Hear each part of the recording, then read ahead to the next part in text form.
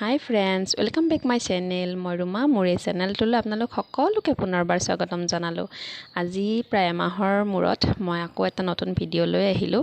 মই এমাহমান ভিডিঅ' দিবই পৰা নাই, কিছুমান অসুবিধাত আছিলোঁ, সেইটো কাৰণে দিব পৰা নাই। কিয় ভিডিঅ' দিব পৰা নাছিলোঁ ইমান দিন আপোনালোকৰ আগত জনাম বাৰু। আৰু আজি মই মেখেলা চাদৰ পিন্ধি ভিডিঅ' এটা ষ্টাৰ্ট কৰিছোঁ।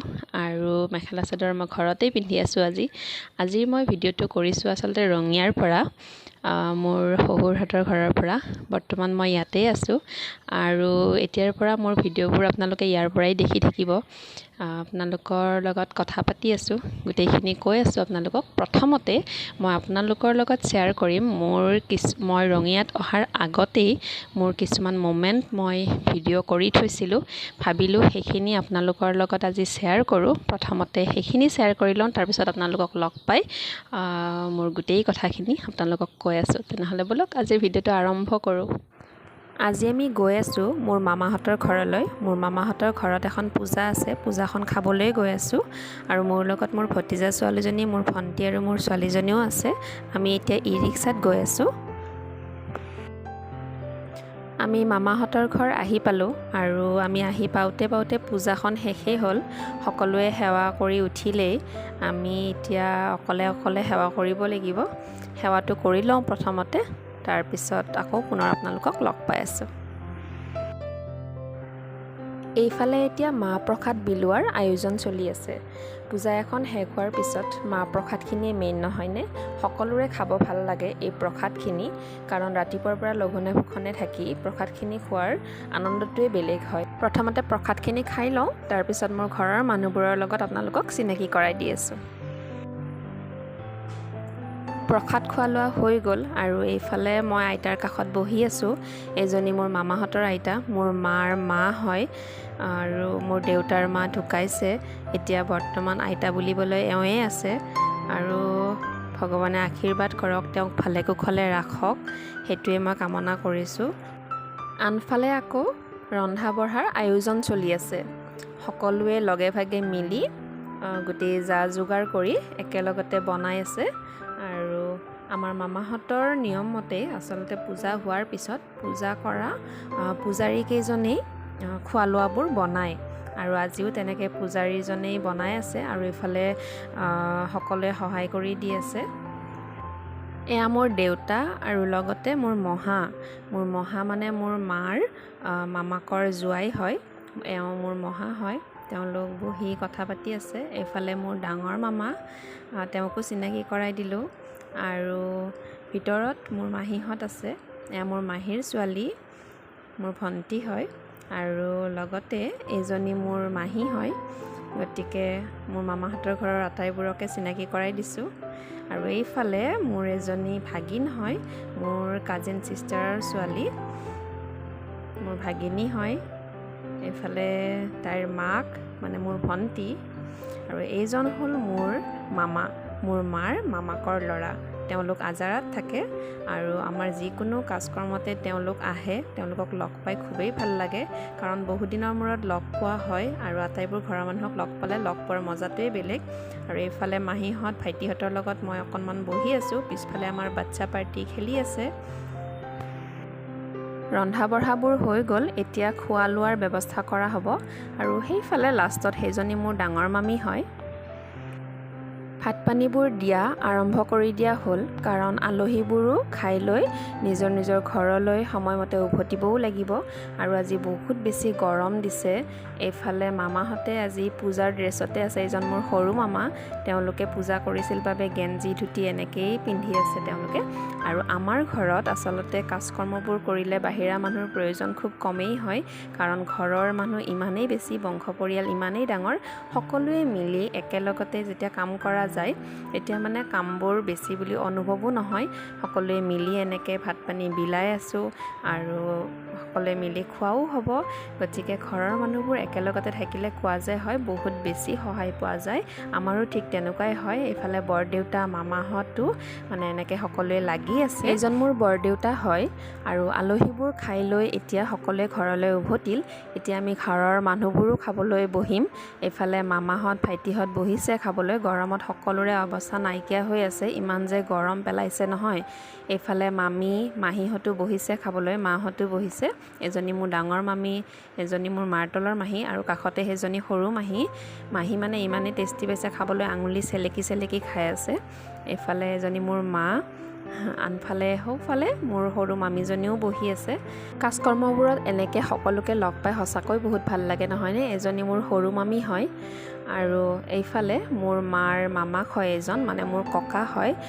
এওঁলোকৰ ঘৰো আজাৰাত, মোৰ মামাহঁতৰ ঘৰ আজাৰাত হয়। আৰু তেওঁলোকৰ মানে পৰিয়ালৰ সকলোবোৰ মানুহ আহিলেই আমাৰ বহুত ভাল লাগে, কাৰণ বহুত দিনৰ মূৰত লগ পাওঁ। এজনীও মোৰ মাহী হয় আজাৰাৰ, মোৰ মাৰ মামাৰ ছোৱালী, আৰু লগতে এজনী মোৰ মাহীৰ ছোৱালী। এওঁলোক এতিয়া ঘৰলৈ যাব ওলাইছে। যিকোনো কাজকৰ্মতে মাতিলে তেওঁলোক আহে, তেওঁলোকক লগ পাওঁ, ভাল লাগে। আমাৰ ঘৰৰ আৰু বহুত মানুহ আছে যিসকল আজি বাৰু ইয়াত উপস্থিত নাই, তেওঁলোক থকা হ'লেও আৰু ভাল লাগিলে হয়।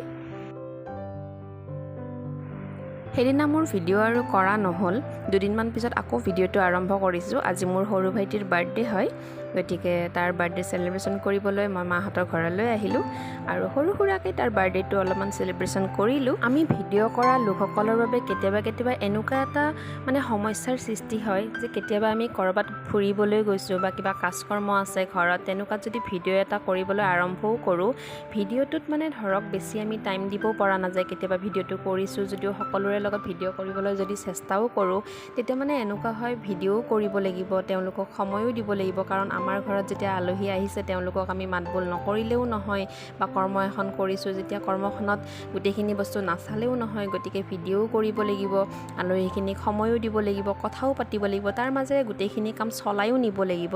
এই আটাইখিনি মেইনটেইন কৰিবলৈ কেতিয়াবা আমাৰ বহুত সমস্যাৰ সৃষ্টি হৈ যায়। এই আটাইবোৰ মেনেজ কৰি ভিডিঅ' এটা বনাওঁতে কেতিয়াবা কিছুমান ভিডিঅ' চাবলৈ ভালো হয় আৰু কেতিয়াবা কিছুমান ভিডিঅ' চাবলৈ অকণমান বেয়াও হৈ যায়। আজি সৰু ভাইটিৰ জন্মদিন বুলিয়ে আমি সকলোৱে মিলিজুলি এসাঁজ একেলগতে খালোঁ।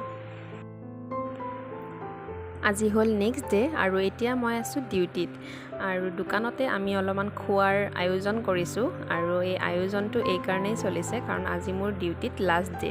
আজিৰ পৰা মই আকৌ ডিউটিত নাহোঁ, আৰু সেইটো কাৰণেই আমাৰ দোকানৰ ষ্টাফবোৰৰ, ওচৰৰ দোকানৰ বাইদেউ দাদাকেইজনেও একেলগতে ক'লে যে তুমি যাবা যিহেতুকে আজি একেলগতে খানা এটা খাওঁ। খানাটো হ'ল আমাৰ ৰুটি মাংসৰ খানা, হোটেলৰ পৰা আমি নান অৰ্ডাৰ কৰিছোঁ, আৰু কাষৰ দোকানৰ দাদা এজনে ঘৰৰ পৰা চিকেনটো বনাই লৈ আহিছে।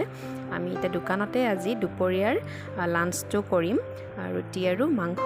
যিহেতুকে মই ডিউটিত আজিৰ পৰা আৰু নাহোঁ, মই একেবাৰে ৰঙিয়াত যাম, আৰু ইহঁতকো এতিয়াৰ নিচিনা সদায় তেনেকৈ লগ পোৱা নহ'ব বাবে চবেই অকণমান মনটো বেয়া কৰি আছে, মোৰো বেয়া লাগিছে, বহুত বেয়া লাগিছে।